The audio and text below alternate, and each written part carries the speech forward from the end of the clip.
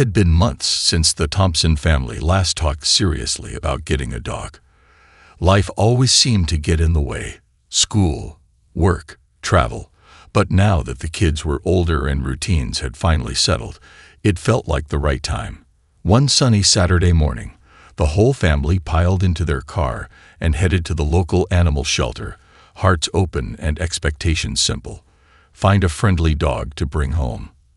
As they walked through the rows of kennels, the noise was overwhelming.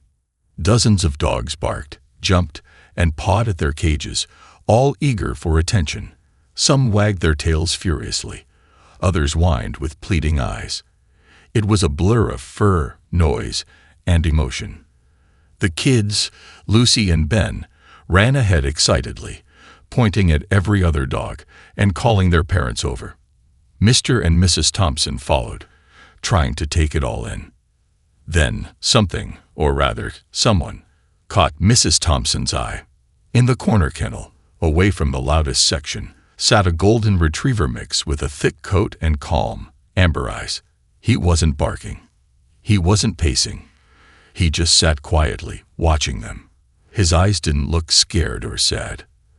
They looked aware, like he was trying to understand who they were. "Who's that?" Mrs. Thompson asked the staff member walking by. "Oh, that's Max," the young woman said, glancing at the dog with a smile. "He came in a couple of weeks ago. Stray. No chip, no collar. He's a good boy. Real calm, real smart. Just hasn't had anyone show interest yet." As the family approached the kennel, Max stood and slowly walked over. He didn't jump or bark. He simply looked up at them through the wire with quiet curiosity. Lucy knelt down and pressed her hand to the cage. Max gently placed his paw against hers. "I like him," Lucy whispered, then nodded, unusually quiet. "Me too. He's different." The staff member unlocked the kennel and let them into the play area with Max. As soon as he was free, he didn't bolt or sniff wildly like the other dogs they had met. He walked over to each family member one by one, giving a light nudge, then sitting close by. When Mr. Thompson crouched down, Max leaned his head into his chest. There was something in that moment, something that made them all pause. "This is the one," Mrs. Thompson said, already smiling. Mr. Thompson glanced at her, then at the dog now curled up by their feet. "Yeah, I think he just picked us." Within the hour, the adoption papers were signed, and Max was riding in the back seat between the kids, head resting on Lucy's lap. No one said much on the drive home. They were all too busy watching Max, who stared out the window with those same knowing eyes, as if he already understood where he was going. And why?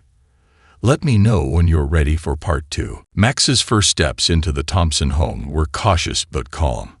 He didn't run around or sniff every corner like most dogs would. Instead, he walked slowly from room to room, pausing often as if memorizing the space. His tail wagged gently, not from excitement, but from what felt like quiet approval. It was almost like he was taking mental notes, trying to understand his new environment before deciding how to act. The kids tried to show him his new toys and bed, but Max was more interested in the house itself. He gave the couch a polite sniff, ignored the food bowl completely, and instead made his way to the hallway near the kitchen. There, he stopped in front of the basement door. He didn't bark. He didn't scratch. He just sat down and stared at it. "Maybe he wants to go downstairs," Ben suggested. Mrs. Thompson opened the door, but Max didn't move. He didn't seem afraid, just focused. After a few seconds, he stood, turned around, and walked back to the living room like nothing had happened. That was the first time they noticed something odd. That night, Max settled quickly into his new bed by the fireplace. The room was quiet except for the soft crackle of logs. Mr. Thompson read a book while the kids played a quiet board game on the floor. Max watched them closely, not out of boredom, but almost like he was studying them. When Lucy dropped a card and it slid under the couch, Max got up, nosed it out for her, then went back to his bed. He's so smart, Lucy said with a giggle. "It's like he knows what we need." Mrs. Thompson smiled. "He's definitely more than just a dog." But as the evening wore on, Max became restless. Around 10 o'clock, he got up and walked to the hallway again. He sat in front of the basement door for the second time that day. No noise, no movement, just him, sitting there, eyes locked on the door like something was calling him. Mr. Thompson peeked over the top of his glasses. "What is it with that door?" Ben walked over and scratched Max behind the ears. "Maybe he smells something." "Nothing down there but old boxes and spiders," Mr. Thompson said, chuckling. "Believe me, I haven't been down there in months." Eventually, Max returned to his bed and curled up, but he kept glancing toward the hallway. Even as the lights dimmed and the family headed upstairs, Max stayed alert. He wasn't scared. He wasn't nervous. He was waiting. As the house fell into silence and the wind brushed against the windows, Max lay awake, ears perked, eyes wide, facing the basement door like it was guarding more than just storage. And whatever it was, Max wasn't going to let it go unnoticed. The next morning, the sun was just beginning to rise when Mrs. Thompson stepped into the kitchen to make coffee. The house was still and quiet, with only the sound of the coffee machine humming. She glanced toward the living room, where Max had slept the night before, but his bed was empty. "Max," she called softly. A faint sound echoed down the hallway. She walked toward it, her slippers brushing softly against the wooden floor, and that's when she saw him, sitting right in front of the basement door. His ears were perked, his body stiff, and his eyes locked on the door like he hadn't moved all night. "Were you here the whole time?" she whispered. As she approached, Max suddenly stood, his muscles tense. He let out a sharp bark, startling her. Then he began scratching at the door, slow at first, then faster and more insistent. It wasn't playful. It was urgent. "What is it, boy?" she asked, placing a hand on the doorknob. Max backed up slightly, still barking, then stopped as she opened the door. A cold draft seemed to slip up from the dark stairwell. The basement light flickered as she reached for the switch. Max didn't follow her. Instead, he stood just at the threshold, his eyes trained on the open stairway, growling low under his breath.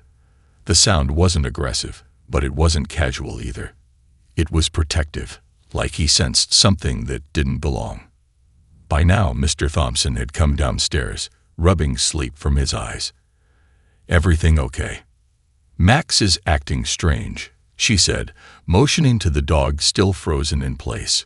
"He woke me up scratching at the basement door." Mr. Thompson stepped past them and began walking down the stairs. Maybe a mouse or something got in. But Max didn't move. He stayed where he was, body tight, eyes wide, his growl turning into a quiet whine.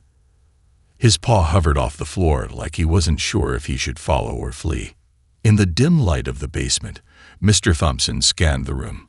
Boxes, tools, an old dresser, they were all where he remembered. Nothing looked out of place, but when he reached the far wall, he noticed something odd. A small stack of boxes had shifted. One was slightly open, its contents spilling out. He bent down to close it, and that's when he heard it. The hollow sound beneath his feet. He stood quickly and tapped the floorboard with his heel. It echoed differently from the rest. Beneath that spot, something was hidden. Something that didn't belong. "Found something," Mrs. Thompson called down. "Not sure," he replied, staring at the spot. Meanwhile, Max had stopped growling. But he hadn't relaxed. He sat at the top of the stairs, completely still, eyes glued to the shadows below. It wasn't fear, it was focus. And somehow, deep down, they all felt it. Max hadn't brought them to a random spot. He was trying to show them something. Something waiting to be discovered. Mr. Thompson knelt beside the suspicious floorboard, tapping it again to be sure. The sound was unmistakable, hollow, like a small space had been carved beneath it. He ran his hand along the edge, feeling for a seam, but the board was worn and tight against the others. It wasn't meant to be found easily. "Can you bring me a screwdriver?" He called up the stairs. Mrs. Thompson handed it to him, Max still standing guard beside her, ears tilted forward and nose twitching like he could smell something buried below. Mr. Thompson wedged the screwdriver beneath the corner of the board, pried gently, and with a soft creak, the wood lifted. A thin layer of dust clouded the air as he removed the plank and set it aside. Beneath it, nestled in the shallow space, was a small metal box. It was old, its once shiny surface dulled by time and covered in patches of rust. It had no markings, no labels, just a tiny brass latch keeping it closed. He carefully lifted it out and brought it upstairs, placing it on the kitchen table. The entire family gathered around, still in their pajamas. Max sat beside them, unusually still, his eyes fixed on the box. Ben leaned in. "What do you think's inside?" Mr. Thompson ran his finger over the latch. "We're about to find out." He clicked it open slowly. The hinges creaked, revealing what looked like old papers stacked neatly on one side, with small objects tucked into the corners. There were faded letters tied with string, a collection of dusty photographs, and a small velvet pouch. Carefully, he opened the pouch and poured its contents into his palm. 2 tarnished rings and a delicate gold locket. Mrs. Thompson gently picked up the locket and opened it. Inside was a tiny photo of a young couple, black and white, and slightly faded. Their eyes were joyful, full of promise. "These must have belonged to someone who lived here before," she whispered. At the bottom of the box was a sealed envelope with the name Clara Whitmore handwritten in elegant script. None of them recognized the name. "Who's Clara?" Lucy asked. Mr. Thompson flipped through one of the letters. The writing was beautiful but old-fashioned. He scanned the first few lines, his expression changing from curiosity to something closer to disbelief. This is a letter from a soldier," he said. "It's dated 1944. Suddenly, the mystery shifted. What they had found wasn't just forgotten jewelry or misplaced keepsakes. It was a piece of someone's life, someone who had once lived in their home and hidden something meaningful beneath the floor. And Max had found it. The room fell into a thoughtful silence. The family exchanged glances, each of them understanding something unspoken. This wasn't just a lucky discovery. Max hadn't just uncovered a box. He had uncovered a story long buried by time. And it wasn't finished yet. The Thompson family sat around the kitchen table, the contents of the old box laid out like a puzzle. The morning light streamed through the window, casting a warm glow on the weathered papers and delicate objects. Max rested at Mr. Thompson's feet, his body calm but his eyes alert, like he knew his job wasn't done yet. Mr. Thompson picked up the letter again and began reading aloud.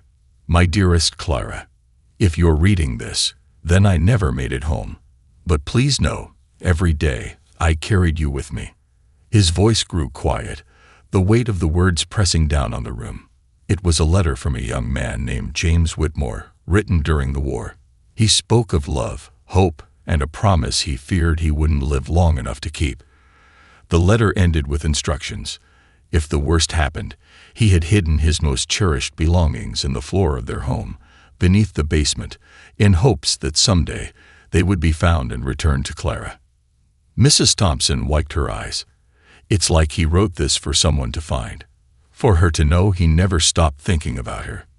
Inside the box, alongside the letters and locket, was another folded paper, an old property deed with Clara's full name and a handwritten note that read, "To be delivered to Clara Whitmore or her family." Ben leaned forward, eyes wide. What if she's still alive? Or maybe someone in her family is. Lucy added, "We could find them." Mr. Thompson nodded slowly. "We might be able to trace her. If she owned this house once, there should be some kind of record." Later that afternoon, Mrs. Thompson called the local historical society, and Mr. Thompson contacted the real estate agency they had purchased the house through. Max stayed close, occasionally glancing toward the hallway, as if making sure no one had forgotten where all this began. By evening, they had a lead, A woman named Eleanor Simmons, listed as the granddaughter of Clara Whitmore, still living in the state. The agency agreed to reach out to her on the family's behalf. The Thompsons felt a strange mix of excitement and nervousness. As the sun dipped below the horizon, Max curled up near the fireplace again. But this time, there was no tension in his body, no watchful eyes on the hallway. For the first time since arriving, he looked completely at peace. Lucy sat beside him and scratched behind his ears. "You knew, didn't you?" Max looked at her and let out a soft huff, his tail wagging once. They had brought home a dog. But somehow, it felt like Max had brought them home to a forgotten love story, a story that was never meant to be lost. And thanks to him, it was about to find its ending. 2 days after the Thompsons reached out to the agency, they received a call that left the entire family quiet with anticipation. "Her name is Eleanor Simmons," the woman from the agency said. "She's Clara Whitmore's granddaughter, and she wants to meet you." That Saturday afternoon, the family waited in their living room, Max lying calmly at the center of it all, as if he'd been preparing for this moment from the beginning. The box sat neatly on the coffee table, its contents carefully arranged, ready to be handed over. At exactly 2:00 p.m., a silver sedan pulled into the driveway. A woman in her early 60s stepped out. She had kind eyes, a graceful presence, and wore a deep blue scarf tucked neatly into her coat. As she walked to the door, Max stood up. He didn't bark. He didn't growl. He just walked to the door and sat. Mrs. Thompson opened it with a warm smile. "You must be Eleanor." "Yes," she said softly, eyes immediately drifting toward Max. "And this must be the hero I've been hearing about." Max wagged his tail once and let her pat his head gently before leading her inside, as if he already knew why she was there. Eleanor sat down on the couch, and Mr. Thompson placed the box in front of her. She stared at it for a long moment, her fingers trembling slightly as she untied the string around the letters. "My grandmother used to talk about this house," she said. "She and James were married here, just before he left for Europe. He wrote her every week. But after he went missing in 1944, the letters stopped. She was devastated. For years, she believed he might still come back." She picked up the final, unopened envelope with her name on it. Her full name. "This was meant for me," she whispered. The room was silent as she carefully opened it. Inside was a letter from Clara, written decades ago. It explained how she'd hidden the memories of James away when the pain became too much. She hoped that someday, someone in the family would find them, and remember not just the loss, but the love. Tears filled Eleanor's eyes. "She never told anyone. Not even my mother," she said. "And I had no idea these things were still here." She looked at Max again, gently stroking his fur. "If it weren't for him." Mrs. Thompson nodded. "We wouldn't have found any of it." Eleanor stayed for an hour, sharing stories of Clara and James, how they met at a local dance, how he proposed with a letter slipped under her door, how their love endured even through war. As she stood to leave, she hugged each member of the Thompson family, tears still shining in her eyes. "You didn't just find a box," she said. "You gave a family something we thought we'd lost forever." Max walked her to the door, sat beside her car until she drove away, and only then returned to his bed with a soft sigh. His mission, it seemed, was nearly complete. The story of Max's discovery spread faster than the Thompsons ever imagined. It started with a short post Lucy made online, sharing how their newly adopted dog had led them to a hidden box of letters from World War II. Within days, the post had been shared thousands of times. Reporters began calling.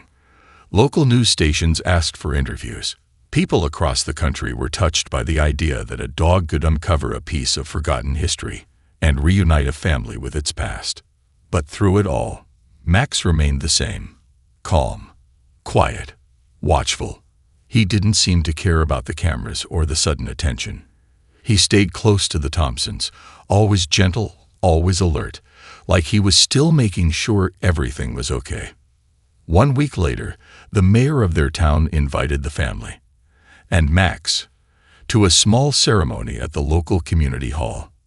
It's not every day a dog becomes a hometown hero, the invitation read. The event was held on a crisp Saturday morning. Neighbors, teachers, friends, and strangers came out to see the now famous golden retriever who had followed his instincts into a family's basement and uncovered a legacy. On stage, Mr. Thompson held Max's leash while Lucy and Ben stood proudly by his side. The mayor gave a short speech, retelling the story of Max's discovery with warmth and admiration. Then, to the delight of the crowd, she presented Max with a custom-made collar tag that read, "Max, Honorary Guardian of Family History." The crowd erupted in applause. Max didn't bark. He didn't jump. He simply looked out at the crowd, blinked once, and gave a slow wag of his tail, as if to say, "I was just doing my job." After the ceremony, people came up to pet him and thank the Thompsons. Many shared their own stories of old homes, lost letters, or dogs who had changed their lives in unexpected ways. Back at home that evening, the Thompsons placed Max's new collar tag on the mantel beside a framed photo of the box's contents and a copy of James Whitmore's final letter. Mrs. Thompson looked at Max as he rested near the fireplace, his eyes half closed in contentment. "You were meant to find us," she said softly. "You weren't just a rescue dog. You were the one who rescued something in all of us." Max opened one eye and let out a small huff, his tail thumping once against the floor. That night, for the first time since arriving, Max didn't sit by the basement door. He slept soundly, curled up with Lucy's blanket, as if knowing that everything he was meant to do had finally been done. Weeks passed, and life slowly returned to normal for the Thompson family. But it was a new kind of normal. Their house felt warmer now, not just from the presence of Max, but from the story he brought to light. Friends and neighbors still asked about the letters. Strangers sent postcards and notes, thanking them for sharing such a powerful piece of history. Some even dropped by the house to leave flowers or small tokens for Max. But Max, he never changed. He still greeted everyone with a calm wag of the tail, still curled up by the fireplace every evening, and still looked at the world with that quiet wisdom in his eyes. If he had any sense of how deeply he had touched so many lives, he never showed it.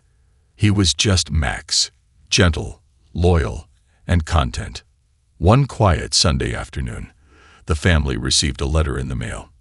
It was handwritten, sealed with a gold-embossed crest from a local museum. Inside, the director explained that after hearing about the story, the museum wanted to create a small exhibit in honor of Clara and James Whitmore, and of Max, the dog who helped uncover their love story. "We would be honored," the letter read, "to preserve this story for future generations, not just because it is touching, but because it reminds us all that even forgotten places can hold memories worth remembering." The Thompsons agreed. They donated the letters, the photographs, the jewelry, and the original box to the museum, where it would be protected and displayed with care. The exhibit opened 2 months later, and on its first day, the Thompsons were the guests of honor. As they walked through the softly lit gallery, Lucy tugged on her mom's hand and pointed. "Look, there he is." In the center of the display was a photo of Max sitting beside the open basement door, taken the day after the discovery. Beside it was a bronze plaque that read, "Max, the dog who uncovered a hidden story of love, sacrifice, and memory." Visitors stopped and read the letters behind the glass. Some wiped away tears. Others smiled softly at the photograph of young James and Clara dancing in the sunlight, forever frozen in time. Back at home that evening, the house was quiet. The news crews were gone. The excitement had faded. But something remained. A sense of purpose. A sense of connection. Max rested in his usual spot by the fireplace, head on his paws.